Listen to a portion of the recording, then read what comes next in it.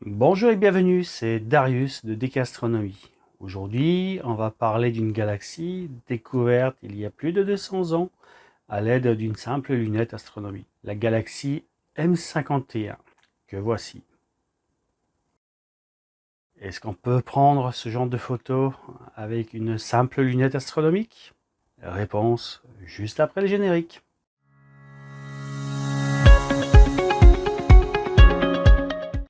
Avant d'entrer dans le vif du sujet, avec quoi a été prise cette photo, commençons déjà par la base.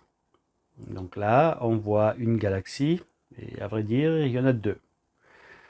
Donc son petit nom dans le catalogue de Messier, c'est M51. Et donc elle figure au catalogue de Messier parce que c'est Charles Messier qui l'a découvert en 1773 à l'aide de sa petite lunette astronomique. Alors sur l'image, donc on voit en fait une grosse galaxie et une petite galaxie satellite. Donc la galaxie principale, c'est NGC 5194, donc NGC pour le New General Catalog, et sa petite voisine qui est en train de fusionner avec elle, c'est évidemment la NGC 5195. Donc, comme je l'ai dit, ces deux galaxies ont été découvertes en 1773 par Charles Messier. Et c'est l'astronome irlandais oui, il s'appelait puisqu'il est mort, William Parson, qui a découvert sa structure en spirale à l'aide de son petit télescope de 183 cm, c'est-à-dire 1,80 m de diamètre. Et son petit télescope portait le nom de Léviathan de Parsonstown. Et donc depuis son château de Beer en Irlande. Parsonstown, en fait c'est le nom anglais de la ville de Beer. Et c'était la première nébuleuse connue qui exhibait en quelque sorte une structure en spirale. Et ce n'est que 150 ans plus tard, grâce aux travaux d'Edwin Hubble, qu'on a compris qu'en réalité, cette nébuleuse spirale, puisqu'on en a découvert plein d'autres depuis, et ben en fait n'avait rien à voir avec les nébuleuses, puisque c'était carrément des galaxies. Et ce sont les galaxies qui contiennent des nébuleuses. Alors, mettons qu'on a donné un petit peu de contexte historique à cette image, on va rentrer un petit peu dans la technique. Alors, il va de soi que cette image n'a pas été faite avec ma 80 ED et qu'il n'y a aucune 80 ED au monde qui permet de faire ce genre d'image. Pas même une Takahashi FSQ 85 EDX. Et pour cause, cette photo a été obtenue depuis l'espace par le HST, donc le Hubble Space Telescope. Traduit en français, le télescope spatial Hubble. Alors, le télescope spatial Hubble, c'est un petit monstre de 11 tonnes, de la taille d'à peu près d'un bus. Il est ouvert à f24, et donc il a un miroir primaire de 2,40 m et la bagatelle de 57,6 mètres de focale. Et il a coûté la modique somme de 2 milliards de dollars, plus du double de ce qu'il devait coûter. Alors maintenant qu'on a vu ce qu'on peut obtenir avec Hubble, voyons voir ce que j'ai pu obtenir avec ma petite 80 ED. Donc voici ce que j'ai pu sortir moi. Avec mon matériel depuis mon lieu d'observation favori, à savoir depuis chez moi, depuis l'agglomération lyonnaise, ville d'Humières. Donc quand j'ai commencé mes acquisitions, voilà à peu près l'état de la Lune. Et quand je les ai terminées, on était quasiment à la pleine Lune. Mais commençons par le début. Donc sous cette Lune-là, j'ai eu un tout petit créneau météo.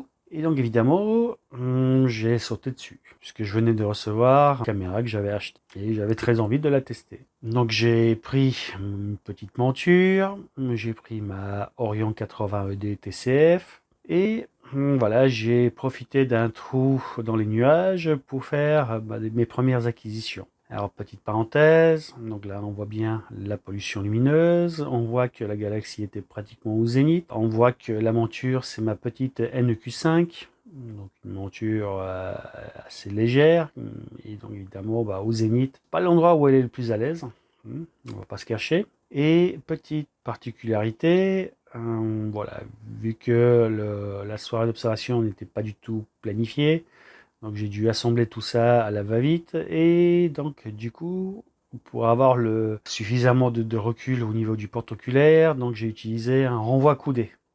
Ce qui n'est absolument pas la bonne solution parce qu'il aurait fallu mettre toute une série de bagues à linge. Mais bon, voilà.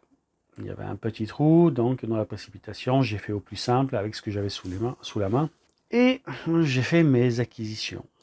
Au passage, sur ma petite Orion 81D, on remarque aussi, outre le renvoi coudé, on remarque aussi donc une zone grise. Voilà, c'est du scotch blindé, parce que ma petite Orion 80ED TCF, voilà, bon, c'est du matériel d'occasion, et forcément, si le vendeur l'a vendu, c'est parce qu'elle avait un petit problème. Tube en carbone qui contient l'objectif bouge par rapport au porte-oculaire. Donc voilà, l'image elle n'est pas toujours dans l'axe. Bon, c'est un problème que je vais résoudre plus tard, mais bon, là pour l'instant j'ai pas eu le temps de m'en occuper. Et bon, le but du jeu c'était quand même de tester la caméra et pas forcément d'optimiser la lunette. Et donc voilà ce que j'ai obtenu avec un peu moins de 2 heures de pause. Donc là évidemment j'ai tout empilé. Bon, au niveau des étoiles, on voit que le suivi, c'était pas trop ça, mais bon, voilà, le traitement était porté essentiellement sur la galaxie. Et du coup, voilà, j'ai vu qu'il y avait quand même du potentiel. Donc, peu de temps après, 1 ou 2 jours après, j'ai eu un deuxième créneau météo, alors pareil, pas très long, mais j'ai pu doubler le temps de pause. Et donc, du coup, voilà, j'ai soigné un peu l'empilement, et donc en regroupant l'image, et ben, on voit quand même qu'on arrive à quelque chose de tout à fait présentable et voilà, qui est quand même assez joli au regard des à peine, enfin il n'y a même pas 4 heures de pause, donc 2 fois 2 heures. Et donc là je me suis dit, bon, il y a vraiment moyen de faire quelque chose, malgré les conditions qui continuaient de se dégrader, puisque la Lune devenait de plus en plus présente. Et pour la troisième tentative, je me suis dit, on va essayer de s'organiser un peu mieux. Donc, cette fois-ci, j'ai viré le renvoi coudé en mettant des tubes à linge pour être dans l'axe optique. Et au lieu de prendre une petite monture toute frêle, j'ai pris une monture un poil au-dessus. Donc c'est encore une Skywatcher, mais ce n'est plus une EQ5, mais une AZ-EQ5. Qui, voilà, est quand même un poil au-dessus en termes de suivi. Alors pareil, comme on voit, au zénith, c'est toujours pas une zone très confortable pour les montures, mais bon, voilà, j'ai pu avoir une nuit un peu plus longue, et du coup, j'ai refait des acquisitions, et j'ai allongé à la fois le temps de pause et le temps cumulé.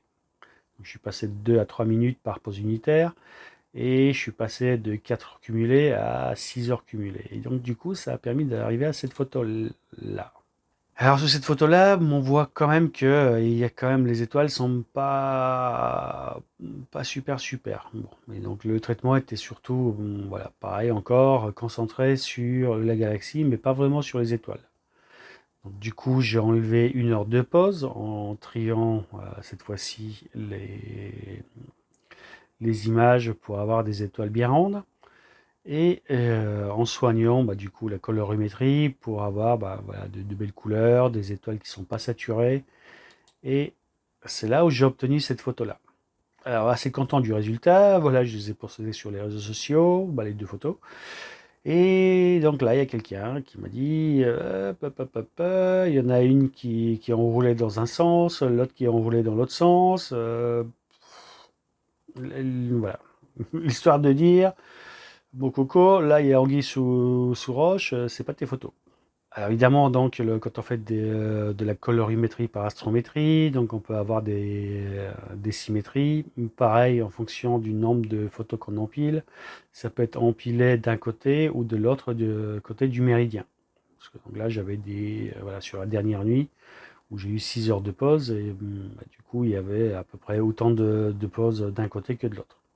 D'ailleurs, il y avait un peu moins d'un côté que de l'autre. Et au final, stacker, elle était stackée de l'autre côté. Mais quoi qu'il en soit, voilà, l'histoire de montrer que en termes de symétrie, on pouvait faire ce qu'on voulait, et surtout moi.